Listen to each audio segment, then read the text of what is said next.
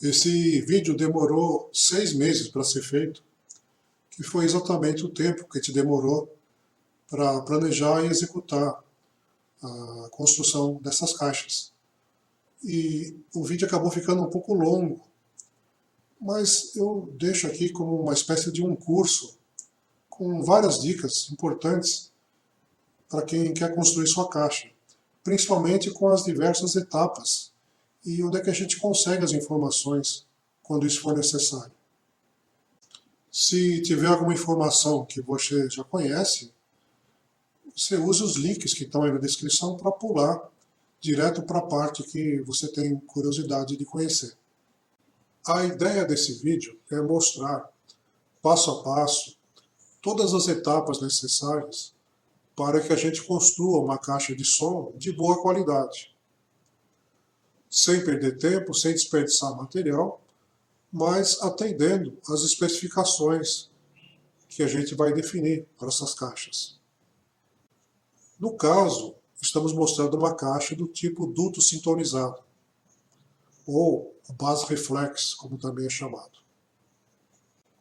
Se fosse uma caixa do tipo suspensão acústica, ou duto infinito, ou quarto de onda, os procedimentos seriam um pouco diferentes. Então, só para lembrar que nesse exemplo nós vamos mostrar uma caixa do tipo duto sintonizado redondo.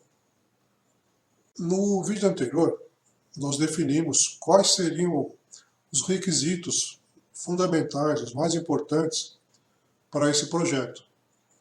Só para relembrar, a ideia aqui é fazer um conjunto de caixas para home theater que atenda a determinados objetivos, porque ela vai ser colocada num determinado local com determinado equipamento, que no caso vai ser um receiver Yamaha, que tem um corte em 90 Hz. Então, para atender esse objetivo, a primeira coisa é que a largura tem que ser no máximo 25 centímetros. A altura da caixa pode ser o quanto for necessário. Não existe uma restrição a princípio. A potência do receiver que a gente vai usar é de 100 watts RMS por canal. Mas nesse projeto, como eu não quero gastar muito, eu estabeleci como máximo 30 watts RMS, aproximadamente essa é a potência que eu costumo escutar. Então eu já sei de antemão que essa caixa não vai aceitar toda a potência do receiver. Mas não tem importância, porque eu quero uma caixa que vai escutar num volume de audição baixo para moderado. Então eu não vou fazer uma festa com essas caixas. Porque se você usa alto-falantes de alta potência, quando você escuta baixo, o som fica com poucos graves. E não é isso que a gente deseja. Outro fator importante é a resposta nos graves. Por causa do receiver que eu pretendo usar, eu quero que essa caixa responda pelo menos a partir de 90 Hz. Com isso, essa caixa vai servir tanto para esse home theater que a gente pretende usá-las, como também para usar como caixa de um aparelho mais fraco, tipo um 3 em 1, ou um receiver aí, gradiente Polivox, dos mais antigos, que tem aí por volta de 15 a 18 watts por canal. Como eu pretendo usar essa caixa no home theater, eu quero que ela tenha boa resposta, tanto nos médios como nos agudos, porque os médios é o que vai me dar a reprodução da voz. Então, para você assistir um filme ou escutar algum outro programa na TV, a voz é importante. Eu quero também que ela responda bem nos agudos, que é importante quando você vai escutar uma música, assistir um concerto. Então, ela vai atender nos graves a partir de 90 Hz, mas ela tem que responder. A função dela, principalmente nos médios e nos agudos.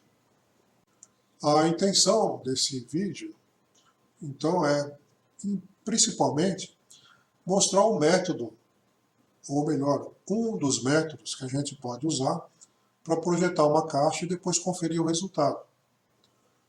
Só para você ter mais facilidade de acompanhar o vídeo, A sequência desse método é essa aqui. Em primeiro lugar, determinar o tamanho e a potência do alto-falante. Segundo, determinar ou medir a frequência de ressonância do falante. Essa é a medida principal que vai nos permitir fazer o projeto da caixa. E a partir disso, nós podemos determinar o volume, quer dizer, a litragem e o tamanho da caixa, as dimensões da caixa. Em função de tudo isso que já foi visto, vou também determinar o tipo da caixa, ou seja, se vai ser duto sintonizado, também chamado de baixo reflex, se vai ser suspensão acústica, se vou ter que partir para um quarto de onda, um duto infinito e assim por diante. Nesse caso aqui, a nossa caixa vai ser do tipo duto sintonizado com o duto redondo. Depois que a gente descobriu tudo isso, vamos partir para a quinta etapa, que é dimensionar o duto de sintonia. Então, como nós estamos trabalhando com um duto redondo, eu preciso saber qual é o diâmetro desse duto e qual é o comprimento dele. A partir disso, já temos o projeto da caixa. Vamos então fazer a construção da caixa. Uma vez a caixa estando montada, eu vou montar os alto-falantes na caixa e vou conferir, vou ver se a sintonia que a caixa ficou confere com o que eu preciso. Por exemplo, nesse caso aqui, esse alto-falante, eu já determinei que a frequência de ressonância dele é 110 Hz. Então a caixa tem que ter a ressonância também em 110 Hz, para fazer a devida resposta nos graves que eu preciso. Então depois que eu construir a caixa, vou montar os alto-falantes nela, para poder fazer essa conferência. Se tiver tudo ok, eu vou poder fazer a etapa 8, fazer o acabamento na caixa, vou construir ou vou comprar o material para fazer a tela frontal, aquela que protege o alto-falante. Terminado esse acabamento, vou montar os alto-falantes na caixa e fazer um teste final de sintonia, para saber se realmente a caixa, depois de todos os procedimentos, ficou de acordo com o que é necessário.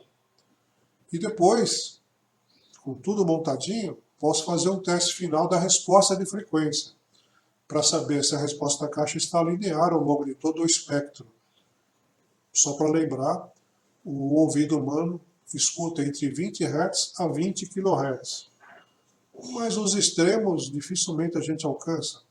Os agudos é fácil, é só você colocar um bom tweeter. Qualquer tweeter de boa qualidade vai atingir os 20 kHz. O problema são os graves, principalmente na faixa entre 20 a 100 Hz. Essa é a faixa crítica para qualquer sistema de som. No nosso projeto, a nossa caixa tem que responder a partir de 90 Hz. E as frequências de 90 Hz para baixo vão ficar a cargo do subwoofer, que a gente vai acoplar nesse mesmo receiver. Depois de pesquisar o que eu poderia utilizar, eu acabei me fixando nesses pequenos alto-falantes aqui, que estão disponíveis aí no Mercado Livre. Então, para a finalidade que eu estou pretendendo, eles vão atender bem. Então, dá para ver aí que eles têm aproximadamente, que segundo a indicação, 15 watts por canal. Eu acredito que não chegue a isso. Isso depende muito da quantidade de graves que você vai injetar nele. Mas para a finalidade que nós estamos querendo, eu acredito que sirva. Outra vantagem desse alto-falante é que ele é 8 ohms. Então isso vai me possibilitar utilizar um recurso que eu vou explicar. E outra coisa que é interessante desse alto-falante é que o rendimento dele é bom. Então ele, mesmo com a potência baixa, ele toca até relativamente alto. Tanto que esses falantes vêm sendo usados aí frequentemente para fazer essas caixas do tipo da JBL, que vem com Bluetooth, USB, e que o pessoal gosta muito hoje em dia para escutar música a partir do celular. Bom, A questão aqui é um pouco diferente, mas esse falante vai servir. Ele vai servir dentro da largura de 25 centímetros, que eu estou colocando como máximo para nossas caixas. Só que um falante desse não vai me dar o volume necessário que eu preciso. E também não vai chegar nos 90 Hz de resposta que eu preciso. Então eu vou usar aqui uma técnica que é o seguinte, utilizar 2 falantes desse por caixa. Então vão ser 4 falantes desse. Qual é a vantagem de eu fazer isso? Eu usando 2 falantes ligados em paralelo, os 2 trabalhando juntos, eu vou obter graves de um falante maior, porém, como o cone é pequeno e leve, eu também vou ter bons médios e agudos, porque o cone sendo menor e mais leve, ele consegue vibrar numa frequência maior. Se eu usasse, por exemplo, um woofer de 8 polegadas ou 10 polegadas, eu teria que provavelmente colocar um médios e um agudos. E eu não quero fazer isso.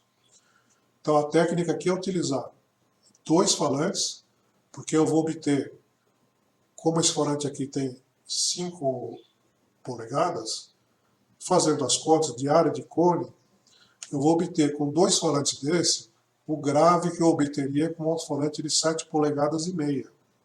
Porém, eu vou obter os médios e agudos que eu consigo obter com o mid-range ou com um falante próprio para médios. Então eu consigo juntar o melhor dos 2 mundos e, como eu vou colocar um alto-falante em cima do outro, eu vou poder montar uma caixa, tipo uma torre, que vai caber direitinho no espaço que eu destinei para ele.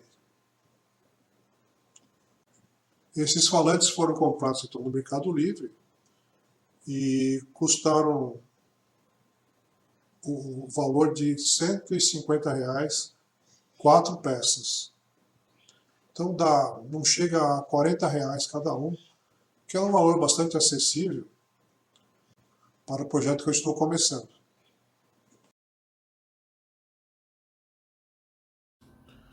Então aqui está a nossa bancada de trabalho e com tudo que a gente precisa para fazer a medição. Então aqui está o falante que nós vamos testar para determinar qual a frequência de ressonância dele. Como eu já expliquei no vídeo sobre medição de frequência de ressonância, eu vou segurar ele no ar com a mão, que eu já sei por experiência que é o melhor resultado. Teoricamente, eu deveria pendurar isso aqui por um fio, mas eu já sei que segurando pela mão o resultado é aceitável. Eu já preparei aqui onde eu vou fazer a marcação. Já marquei aqui as frequências que nós vamos jogar no alto-falante, através do circuito que eu vou deixar aí na tela. Então nós vamos medir a tensão, a voltagem, diretamente nos bordes do alto-falante e vamos jogar o sinal que vai sair aqui desse receiver, nós vamos jogar através de um resistor aqui de 120 ohms.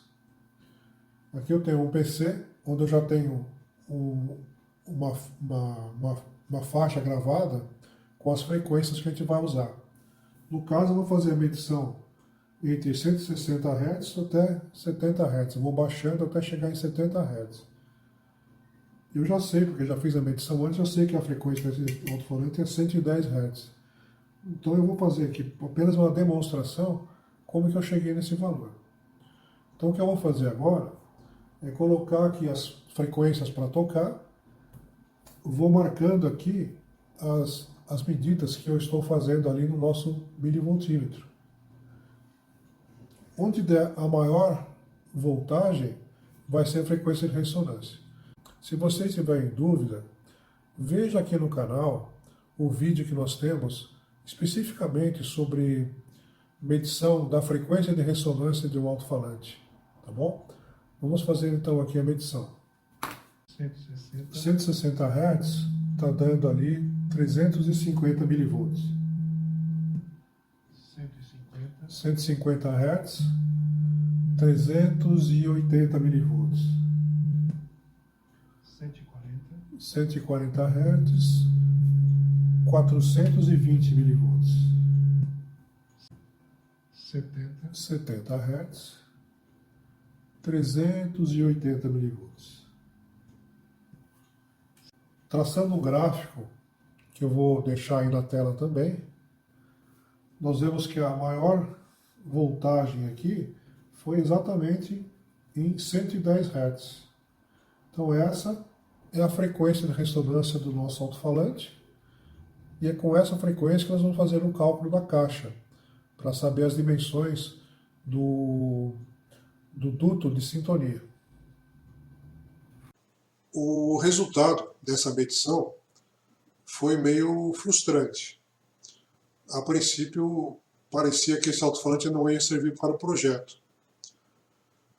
Acontece o seguinte: num tipo de caixa como esse que estamos projetando aqui, que é o de duto sintonizado, também chamado de base reflex, nesse tipo de caixa, praticamente a frequência de ressonância determina a menor frequência que a caixa vai conseguir reproduzir. Então, por exemplo, nesse caso aqui, que a frequência de ressonância é 110 Hz, a princípio, a caixa pronta, já sintonizada para esse falante, não iria conseguir chegar nos 90 Hz, que eu coloquei aqui como importante para o projeto, para casar com o receiver que a gente quer usar. Então eu vou ter que lançar a mão de um recurso para fazer com que a caixa pronta, sintonizada com esse falante, consiga reproduzir abaixo da frequência de ressonância e conseguir chegar nos 90 Hz que eu estou precisando. Existem várias técnicas para fazer esse recurso que eu estou precisando. Mas eu vou usar uma aqui que é simples e barata, que é forrar o interior da caixa todinho com o material de absorvente de som. No caso aqui a gente costuma usar lã de rocha em mantas. Então, fazendo esse preenchimento total da parte interna da caixa, deixando apenas um duto para onde o ar vai sair entre os falantes e o duto. Então, com essa técnica, eu espero conseguir abaixar a frequência mínima que a caixa consegue reproduzir. E vocês vão ver depois nos testes que a gente chegou lá. Meio no limite, mas conseguiu chegar nos 90 Hz. Depois que a gente sabe a frequência de ressonância do alto-falante, a gente pode partir para o projeto da caixa, propriamente dito, e fazer o seu dimensionamento. Mas repare numa coisa importante, que no teste que nós fizemos, para saber qual que é a frequência de ressonância, a gente testou apenas um alto-falante. Mas na caixa que nós estamos pensando em construir, nós trabalhamos com 2 alto-falantes em conjunto, como se fossem um só. Como os alto-falantes são exatamente iguais, nós temos 2 possibilidades aí. Ou fazemos, como a gente fez, de testar um único alto-falante e trabalhar como se os 2 falantes fossem apenas um conjunto, mas funcionando como se fosse um só. Ou então temos um outro caminho, que é realmente interligar os falantes ao ar livre, como eles vão funcionar na caixa, só que eles vão trabalhar ao ar livre, e a gente mede a frequência de ressonância deles em conjunto. No caso aqui, eu fiz o teste, então deu o mesmo resultado. Então, para efeito de simplificar o vídeo, eu mostrei a medição de um único falante. Mas nada impede que você interligue os falantes, como eles vão funcionar na realidade, e meça a frequência de ressonância com os 2 em conjunto. Nesse caso vai dar o mesmo resultado, não vai fazer diferença. Mas se eventualmente você for trabalhar com falantes diferentes, ou quiser você mesmo fazer o teste para você ter certeza de que o que eu estou dizendo é verdade, você pode fazer o teste. Testa com um e testa com os 2 interligados. Ok, uma vez que a gente tem a frequência de ressonância do falante, a gente precisa fazer o cálculo do duto de sintonia, que no caso nós estamos trabalhando com uma caixa que é com duto. Se fosse uma caixa de suspensão ou de outro tipo de caixa, o cálculo seria outro. Mas, para o cálculo do duto de sintonia, a gente precisa saber duas coisas. A frequência de ressonância do falante, que a gente já sabe, e o volume da caixa, que isso a gente não sabe ainda. Então nós temos que fazer aqui um projetinho da caixa, para saber qual é o volume, e depois, usando a frequência da ressonância, nós vamos fazer o cálculo, da maneira que eu vou mostrar a seguir. Estava aqui pensando como fazer a estrutura da caixa, ou comprar madeira nova e fazer, ou aproveitar alguma coisa.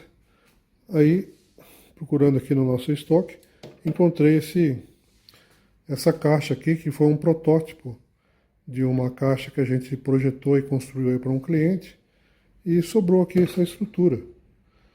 Então, qual é a ideia aqui?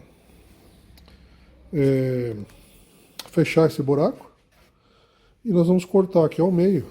Então vai ficar uma caixa aqui, outra caixa aqui. A estrutura é muito boa, é compensado marítimo aí de 12 milímetros.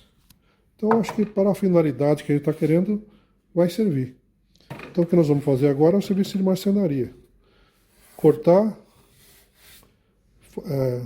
tampar o buraco, colocar aqui a lateral que está faltando, fazer os buracos do falante e depois fazer os testes.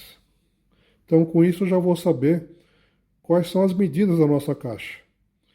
Então eu vou fazer o projetinho e vou mostrar aí na tela. Usando essa estrutura como base, as medidas finais da caixa, pelo lado de dentro, são medidas internas, são essas então mostradas aí no vídeo. Com isso eu posso calcular o volume da caixa. Então fazendo as contas, vamos chegar num volume aí de 14 litros. A ideia agora é calcular o pórtico, esse furo menor em preto que está aí no desenho. Quero saber quais são as medidas dele, para fazer a sintonia da caixa. Antes de mostrar o cálculo do pórtico, eu devo dar aqui uma dica muito importante quanto ao desenho do painel frontal, onde vão ficar fixados os falantes de graves, os woofers. Esse desenho ele precisa ser absolutamente simétrico. Nesse caso aqui, a linha em vermelho mostra a linha de simetria. Então, cada woofer tem que ficar exatamente na mesma posição em relação ao seu par, em relação a essa linha de sintonia. Então, as distâncias que o som vai percorrer saindo do woofer e chegando nas paredes laterais e chegando no duto, precisam ser exatamente as mesmas em relação a cada um dos woofers. Se isso não acontecer, vão surgir reflexões diferentes dentro da caixa a partir de cada um dos woofers, e isso não pode acontecer. Então é importante nesse tipo de caixa que se mantenha a simetria. E importante, essa simetria é em direção somente em um dos ângulos. Nesse caso aqui, a simetria tem que ser em relação à linha vermelha. Agora, é importante que se você girar essa simetria 90 graus, no outro sentido, não deve ser simétrico. Então, no caso aqui, a medida A tem que ser igual dos dois lados. Agora, a medida B e a medida C devem ser diferentes. Elas não devem ser iguais. Pelo mesmo motivo, para não criar reflexões indesejadas dentro da caixa. Então, essas dicas são importantes para você ter um som mais natural possível e sem que a caixa acrescente sons que não existem no material original, na música que você está tocando.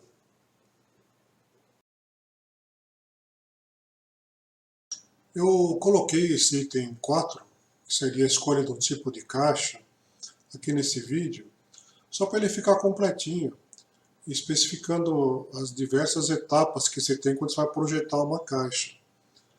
Nesse caso específico, já está definido desde o princípio, por experiência mesmo, que nesse caso aqui seria melhor uma caixa do tipo duto sintonizado, o famoso base reflex, porque é um tipo que tem um rendimento maior, é mais fácil de construir e possibilita bons graves, que é o ponto crítico aqui desse nosso projeto. Mas esse tipo de caixa tem o problema que eu já falei. Normalmente, uma caixa dessa consegue reproduzir nos graves até apenas a frequência de ressonância do falante. Então eu estou usando um recurso aqui de fazer o revestimento interno ocupando todo o interior da caixa, justamente para estender um pouco.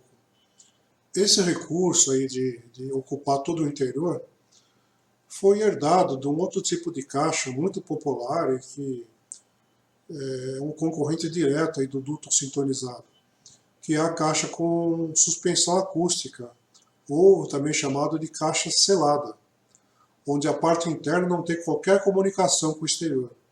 Então todo o som que é produzido na parte de trás do alto-falante é amortecido e fica dentro da caixa.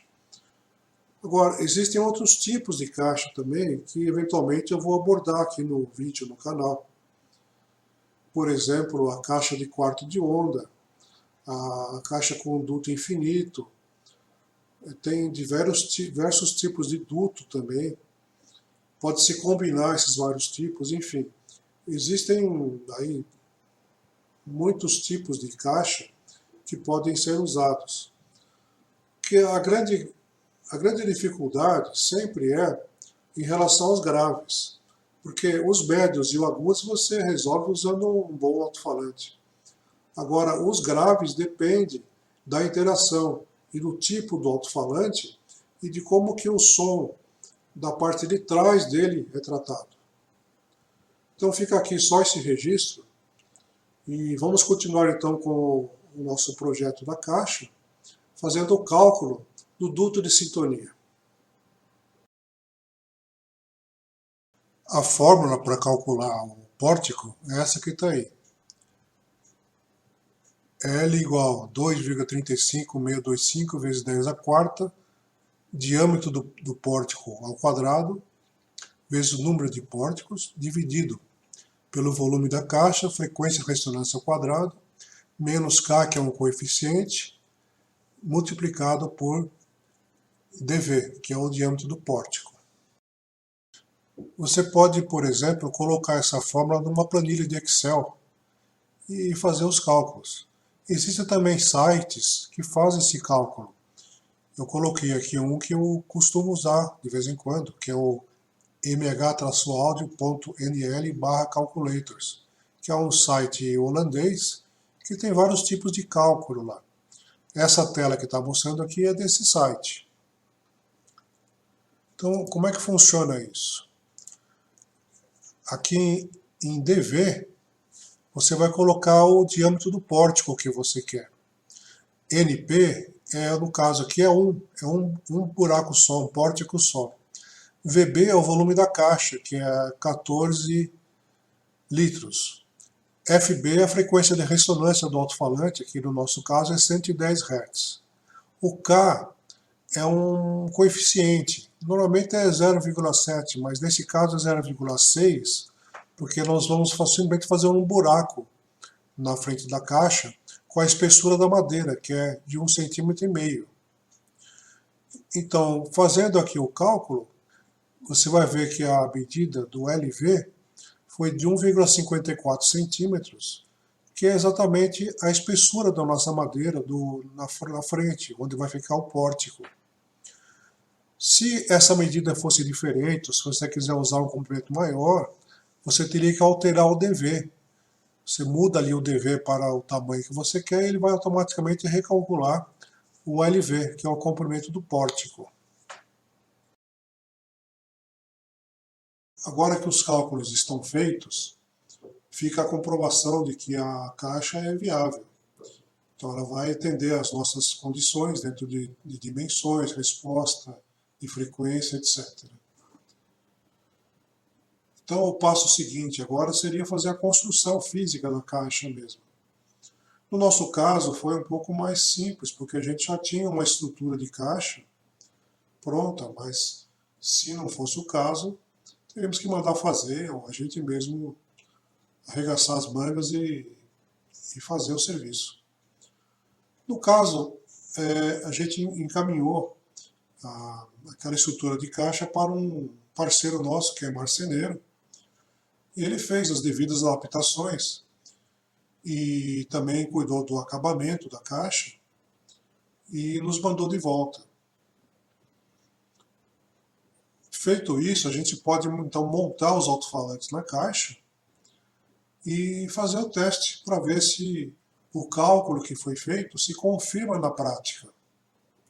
Vamos ver então as medições e a devida correção que precisou ser feita. A caixa já chegou da pintura e antes da gente fazer o acabamento final, nós vamos testar. Montamos os alto-falantes aqui para ver se o cálculo que a gente fez e a sintonia da caixa ficaram iguais, tal como o cálculo. Então nós vamos ter que fazer novamente a medição de impedância da caixa para ver se ficou dentro do que era esperado. Só para lembrar, nós temos que encontrar dois picos de frequência, um acima e um abaixo da frequência de ressonância desse alto-falante, que era de 110 Hz. Então nós temos aqui um pico em 130 Hz, depois vai baixando, baixando, e temos um pico aqui em torno de 70 Hz, mas é um pico muito pequeno, que está dando 420 mV, e em 130 a 680. Então significa que a sintonia da caixa ainda não ficou boa. Tem alguma coisa errada. Provavelmente é porque essa caixa está sem forração interna, que isso afeta muito a medição, principalmente com alto-falantes com frequência de ressonância alta, como esse aqui. Vamos então fazer a forração da caixa e vamos fazer uma nova medição. Eu já fiz a forração do interior da caixa, só para efeito de teste. Foi colocado aqui dentro um cobertor bem espesso, preenchendo todo o espaço. Se aprovar, depois vai ser feita a forração definitiva. Vamos então repetir os testes e ver o que é que mudou na frequência de ressonância. Ok. Vamos então analisar. Antigamente nós tínhamos um pico de 680 em 130 Hz. Agora o pico está em 600 mV em 140 Hz. E depois vai descendo. E temos um pico aqui em 70 Hz, que é o mesmo que tinha antes. Qual é a diferença? É que agora, com a forração, o primeiro pico baixou de 150 para 140 Hz e o segundo pico ficou em 70, só que o pico de 70 aumentou e o de 140 diminuiu. Vamos colocar aí num gráfico, vamos mostrar na tela, num gráfico, para ver as alterações que ocorreram. Mas já posso adiantar que com a forração ficou bem melhor a caixa. Vamos fazer uma medição da resposta de frequência e analisar se esses alto-falantes sem tweeter suportam o uso que nós estamos querendo para elas. Então, para isso eu vou gerar um ruído branco e vamos fazer a medição da resposta. Esse som ao fundo é um ruído branco, que contém todas as frequências e que a gente usa para testar a resposta da caixa. Eu vou tirar o ruído para ficar mais clara a minha narração. Eu vou parar a animação e vou fazer um desenho para ficar mais fácil de analisar esse gráfico. Essa linha vermelha horizontal é a faixa entre mais ou menos 3 dB que demarca onde a caixa reproduz de maneira linear. Então a gente repara que a resposta dela é bastante linear, é aceitável. E ela começa aproximadamente em 90 Hz e vai até 12 kHz. O limite inferior de 90 Hz está ok para o nosso projeto, mas o superior, que chega só até 12 kHz, é muito pouco. Repare que depois dos 12 kHz tem uma queda rápida em direção ao zero, quer dizer, realmente a partir dos 12 kHz, esse alto-falante não consegue reproduzir. Então vai ser realmente necessário colocar um tweeter para atingir até os 20 kHz, que é o nosso objetivo. Então você vai ver que na caixa definitiva vai ter esse tweeter.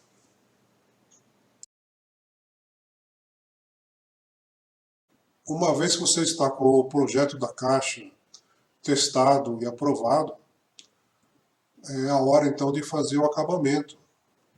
Pode ser com pintura, pode ser com laminação, enfim, o que você achar preferível em termos de estética para a caixa.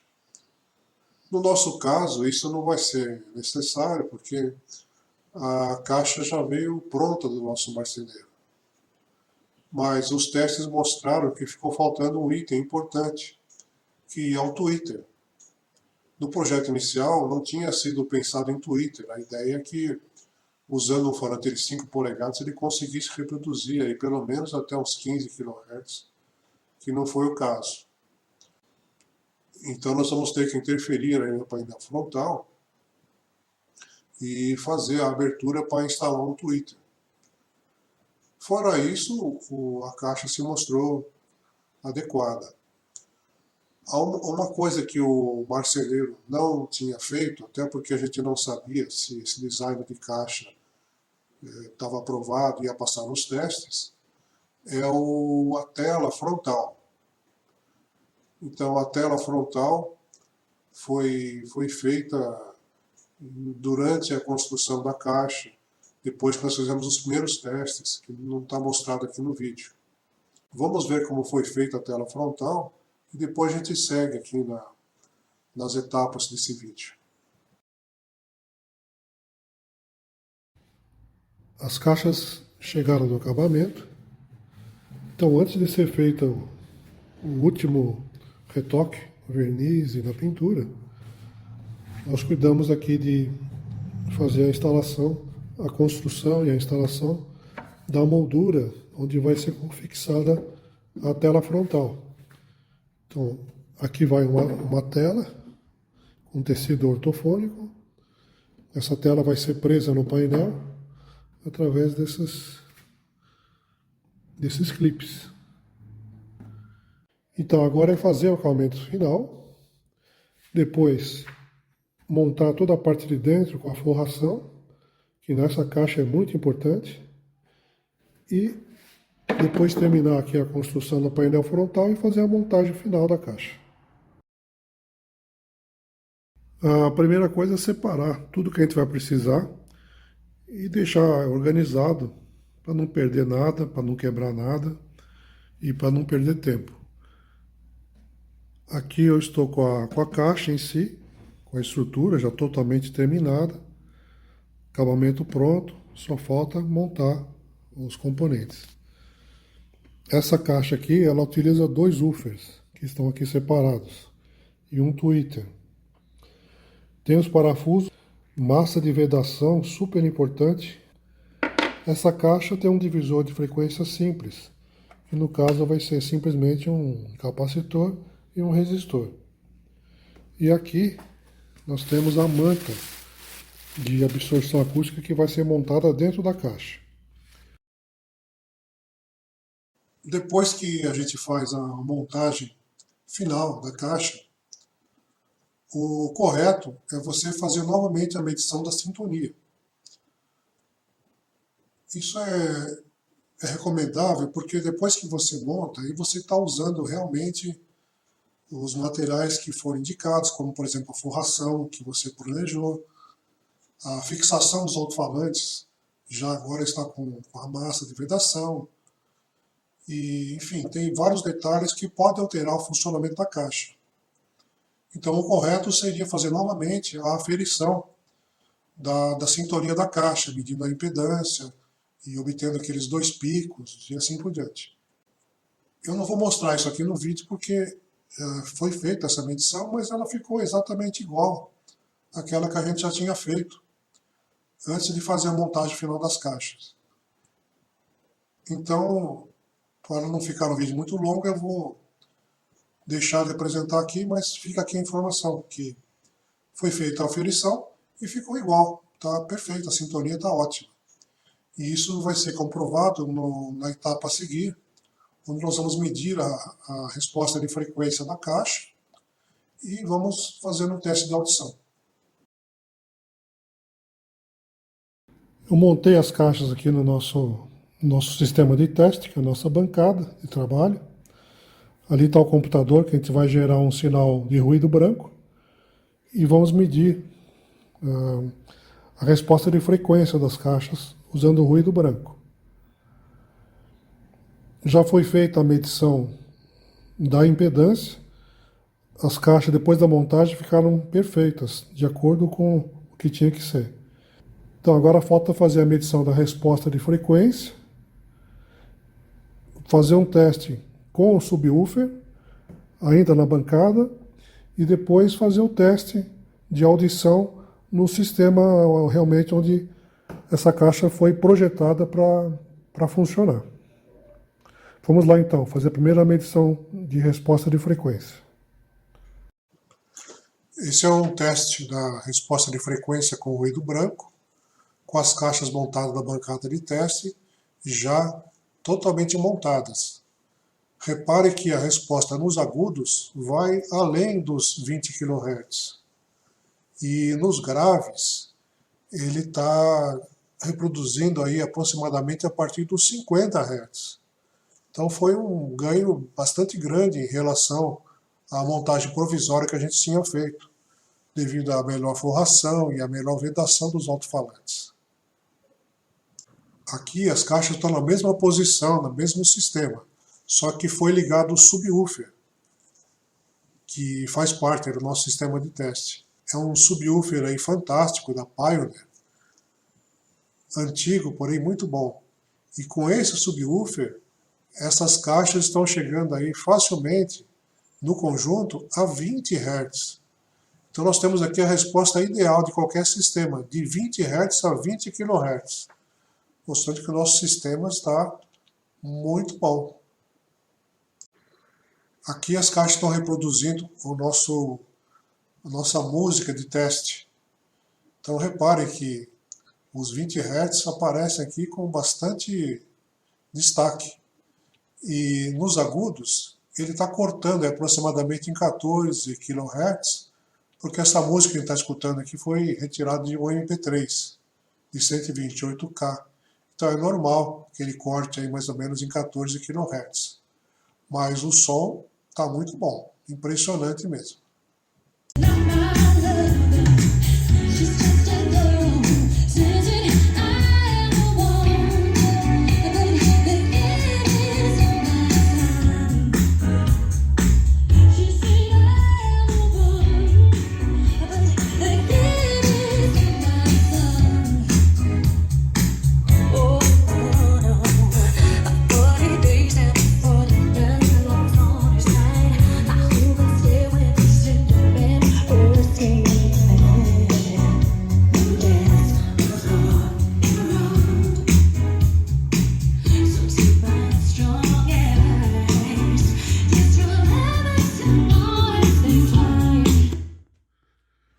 Olha, eu não sei a impressão que dá aí no vídeo, mas aqui ao vivo o som é impressionante. Um grave que treme o chão, agudos bem detalhados, a voz bem definida. Enfim, eu acho que foi um sucesso essa nossa caixinha.